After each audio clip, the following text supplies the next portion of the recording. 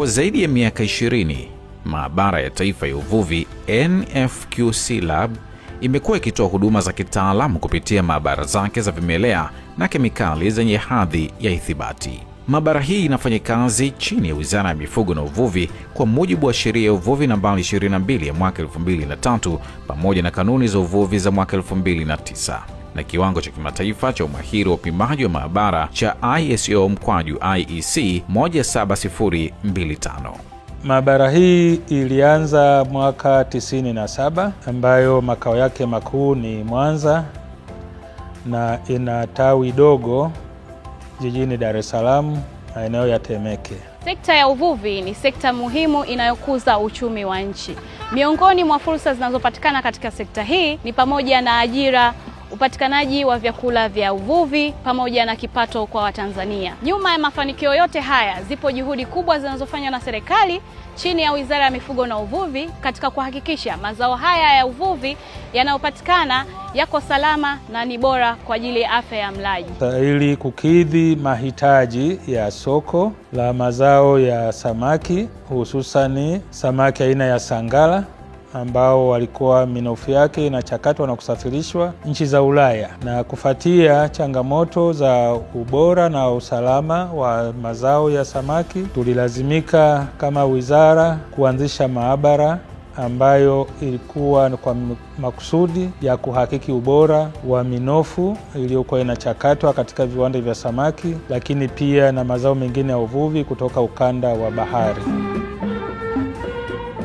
Dhamira yake kubwa ni kuhakikisha bidhaa zinazoliwa na wananchi ndani ya nchi na zile zinazouzwa nje ya nchi zinakuwa salama na zenye ubora unaokubalika kimataifa. Na maabara hii ili kutekeleza mahitaji na matakwa ya viwango vya kimataifa na kitaifa iliweza kupata ithibati miaka 19 iliyopita tangu 2007, na imeendelea kutokuwa na uwezo huo wa kuwa na njia zaidi ya 20 ambazo zina ithibati za upande wa vimelea na upande wa kemikali. NFQC Lab inayoongozwa na Daktari Offred Muhongole imejipambanua kuwa ya tofauti na maabara zingine kutokana na kazi inayofanya katika ubora na usalama wa chakula. Na hapa Daktari Muhongole, mkuu wa maabara, anatueleza jinsi maabara hii inavyotekeleza shughuli zake. Majukumu ya maabara hii kufanya uchunguzi wa sampuli za samaki za mazao ya uvuvi kutoka maji baridi na maji ya chumvi, lakini isitoshe bado imeendelea kufanya ufuatiliaji wa mazingira ya maji ambamo samaki wanakulia na kuchukua sampuli za maji kuhakiki usalama wake, ili mwisho wa siku kuhakikisha kwamba samaki wote wanaoliwa ndani ya nchi na nje ya nchi wanakuwa salama kwa walaji. Pengine unaweza kujiuliza, samaki anafanywaje vipimo? Ngoje nikufaidishe. Ukifika Maabara ya Taifa ya Uvuvi Nyegezi, utakutana na maabara ya vimelea inayojulikana kwa jina la kitaalamu Microbiology Laboratory. Hapa wataalamu hufanya uchunguzi wa sampuli za samaki pamoja na maji ili kubaini na kuhakiki uwepo wa vimelea viharibifu na vinavyoweza kuathiri afya ya binadamu, ili kuhakikisha bidhaa za uvuvi zinakuwa salama kabla ya kufikia walaji au kusafirishwa kwenda nje ya nchi.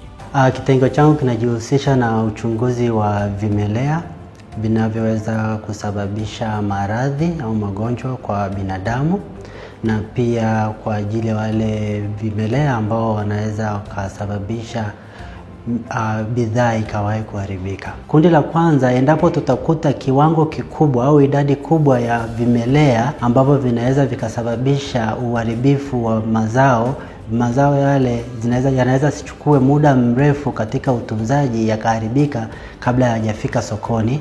Na pia kwa yale vimelea vile ambavyo vinasababisha magonjwa hatari kama vile homa ya matumbo, kipindupindu ambavyo vinaweza vikasababisha kwa vifo na hata pia kusababisha madhara katika jamii.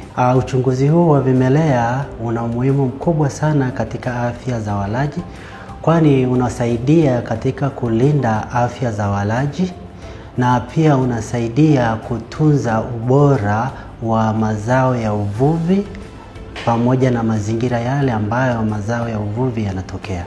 Maabara yetu inapokea sampuli kutoka kwa mteja. Inapopokea sampuli, inakagua hali ya sampuli iliyofika maabara, kama sampuli ni za kugandisha ama sio za kugandisha, zinahitaji tu ubaridi. Na pia wakati wa kupokea, maabara itaangalia kama sampuli imekidhi vigezo na ubora ambao unatakiwa sampuli kuwepo, na pia baada ya kupokea itahifadhi na kuanza mchakato wa kuanza kuifanyia uchunguzi. Na ikianza kufanyia uchunguzi, maabara inatakiwa ianze kufanyia sampuli uchunguzi haraka inapofika maabara bila kuchelewesha, ili kuweza kuwaisha majibu ya mteja na kuweza kutoa majibu ambayo ni sahihi zaidi. Mbali na uchunguzi wa vimelea, NFQC Lab pia ina maabara ya kemikali inayofanya uchunguzi wa mabaki ya kemikali na sumu mbalimbali zinazoweza kuwepo kwenye samaki na mazao ya uvuvi. Kwa kutumia vifaa vya kisasa, wataalamu wa maabara hii hufanya uchunguzi wa kina ili kuhakikisha bidhaa za uvuvi zinakidhi viwango vya usalama wa chakula kitaifa na kimataifa. Maabara ya kemikali inashughulika na kupima kemikali mbalimbali ambazo zinapatikana katika mazao ya samaki, lakini vile vile tunahusika na kupima kemikali mbalimbali ambazo zinapatikana katika mazingira kama udongo pamoja na maji, na haya mazingira yote yanahusiana na samaki. Lakini vile vile tunahusika na kupima virutubisho ambavyo vinapatikana katika samaki. Vile vile tunapima virutubisho vinavyopatikana katika vyakula vya samaki. Kemikali ambazo tunazipima kwanza kabisa ni madini tembo, na tunapoongelea madini tembo tunamaanisha ledi, lakini tunamaanisha zebaki ambazo kwa kitaalamu wanaziita ni mercury, pamoja na cadmium. Na haya ndio madini ambayo tunayapima kwa upande wa kemikali. Tunakagua hivi vitu vitatu kwa sababu kwanza, mazingira ambapo samaki anapatikana, huwezi kutenganisha mazingira pamoja na samaki ambao ndio chakula kikubwa ambacho binadamu anatumia.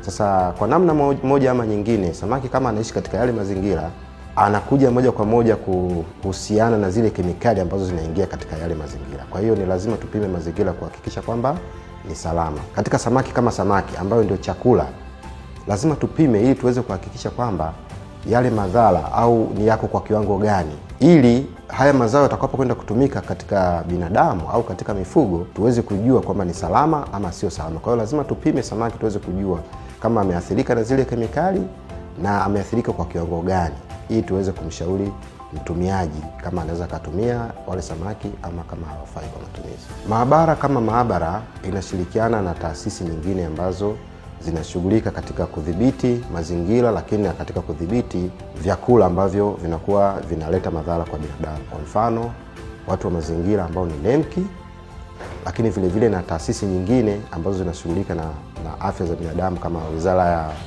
Wizara ya Afya. Kwa hiyo maabara kama maabara ina jukumu kubwa la kuhakikisha kwanza haya mazao ambayo yameathirika na hizi kemikali ama sumu hayamfikii mlaji au hayaingii sokoni.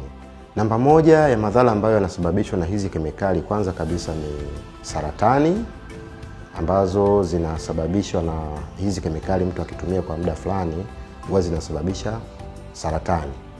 Lakini vile vile kuna madhara mengine, magonjwa mbalimbali ambayo yanasababishwa na hizi kemikali kama kuhara, homa ya matumbo, pamoja na magonjwa mengine ambayo yanahusika na hizi kemikali. Mtu akitumia baada ya muda fulani anaweza akapata madhara ya kiafya. Ukaguzi wa ubora ni sehemu muhimu katika kuhakikisha taratibu zote za uchakataji, uhifadhi pamoja na usafirishaji wa samaki zinafuata viwango vinavyotakiwa. Kupitia ukaguzi huo, bidhaa za uvuvi kutoka Tanzania huendelea kujenga uaminifu katika soko la ndani na nje ya nchi. Tunahakikisha kwamba maeneo yale ambako samaki yaliko, usalama wake, hata ule mfumo, ikiwa ni vifaa vinavyotumika, ikiwa ni wahusika wenyewe wanaotumika na kudili na hizi shughuli, hawa tunawaita ni food handlers, ambao wanashughulika na uzalishaji wa moja kwa moja kwenye viwanda ama kwenye masoko, kuhakikisha kwamba mazao haya yanakuwa salama. Kwa hiyo hata zile mfumo wote ambao ni kutoka mwanzoni mpaka kwenye usafirishwaji, hivyo tunaangalia hata ubora wa magari yako katika usafi wa namna gani. Tunaangalia maeneo ambayo yanahifadhi haya mazao yetu. Sasa hii chain inapoanza kuanzia mavuvini, sisi kama kitengo tunahakikisha kwamba ubora ule na usalama, hatua zote, miongozo na taratibu zinafuatwa chini ya sheria ya uvuvi ili kuhakikisha usalama wa mtumiaji. Hasa ndio lengo. Ubora wa samaki unaohakikiwa na Maabara ya Taifa ya Uvuvi umekuwa chachu ya kuimarisha bidhaa ya mazao ya uvuvi nje ya nchi, kama anavyoeleza Waziri wa Mifugo na Uvuvi Mheshimiwa Balozi Daktari Bashiru Ali Kakurwa wakati akiwasilisha mpango na bajeti ya mwaka 2026-2027. Hadi Aprili 2026, tani 37,988.30 za mazao ya uvuvi zenye thamani ya shilingi bilioni 493.16 na samaki wa mapambo 209,772 wenye thamani ya shilingi bilioni 2.46 waliuzwa nje ya nchi na kuingizia taifa mrabaha wa shilingi bilioni 13.42. Aidha, ulaji wa samaki nchini kwa mtu kwa mwaka umeongezeka kwa asilimia 27.8 kutoka kilo 7.9 mwaka 2024-25 hadi kilo 10.1 mwaka 25-26. Serikali ya awamu ya 6 inayoongozwa na Mheshimiwa Daktari Samia Suluhu Hassan imepanga kuja na mikakati ya kuongeza uzalishaji wa mazao ya uvuvi kutoka kwenye maji ya asili pamoja na bahari kuu kwa kununua meli za uvuvi wa bahari kuu, ujenzi wa bandari za uvuvi Kilwa na Bagamoyo, uwezeshaji wa miundombinu ya vizimba pamoja na ujenzi wa viwanda vya samaki nchini kupitia Shirika la Uvuvi Tanzania TAFICO na kuendeshwa kwa ubia na sekta binafsi PPP. Huu ndio mwelekeo wa serikali uliotolewa na Rais wa Jamhuri ya Muungano wa Tanzania Daktari Samia Suluhu Hassan wakati akifungua Bunge la 13 la Jamhuri ya Muungano wa Tanzania Novemba 14 mwaka 2025. Tunaenda kuongeza manufaa ya uvuvi wa bahari kuu na kwenye maziwa makuu. Tutakamilisha ujenzi wa bandari ya uvuvi iliyopo Kilwa ambayo itazalisha fursa za ajira takriban 30,000. Tutajenga bandari nyingine ya kisasa ya uvuvi kule Bagamoyo itakayofungamanishwa na kongani ya viwanda vya samaki. Tutafanya mapitio ya utoaji wa leseni za uvuvi kwa lengo la kuifanya nchi yetu kufaidika ipasavyo na fursa za uvuvi wa bahari kuu. Ni wazi kuwa ongezeko la mazao ya uvuvi utahitaji Maabara ya Taifa ya Uvuvi ili kuhakiki ubora wa samaki kabla na baada ya kuwafikisha viwandani, kuchakata na kusafirisha bidhaa zake nje ya nchi. Ukifuata requirements ya EU nasema we need to do a third party verification process. Hapa ndio nakuja umuhimu ya laboratory ya taifa. Hii kama tukifuata feedback kwenye market, Tanzanian product iko safer sababu we are always following the HACCP procedures which is approved by the competent authority.